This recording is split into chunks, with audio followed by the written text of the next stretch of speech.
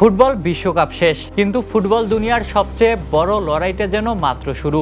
Ballon d'Or উঠবে কার হাতে? Messi, Rodri নাকি লামিনে ইয়ামাল? কোটি ভক্তের মুখে এখন একটাই প্রশ্ন। বিশ্বকাপের আগে ব্যালন ডিওরের আলোচনায় এগিয়েছিলেন লিওনেল মেসি, তবে ফাইনালের ফল বদলে দিয়েছে পুরো সমীকরণ।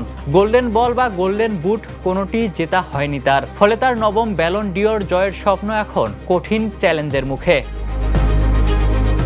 সবচেয়ে শক্ত অবস্থানে রয়েছেন স্পেন অধিনায়ক রদ্রি।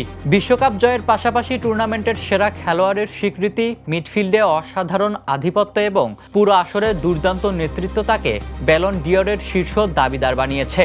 একই সঙ্গে বার্সেলোনার হয়ে সফল মৌসুম আর স্পেনের বিশ্বকাপ জয়ের বড় অবদান রেখে আলোচনায় আছেন Lamine ইয়ামালও।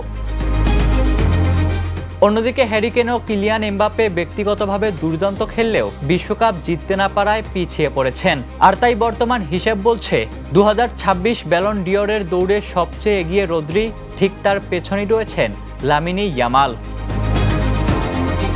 Ishtiaq Mahin, the news.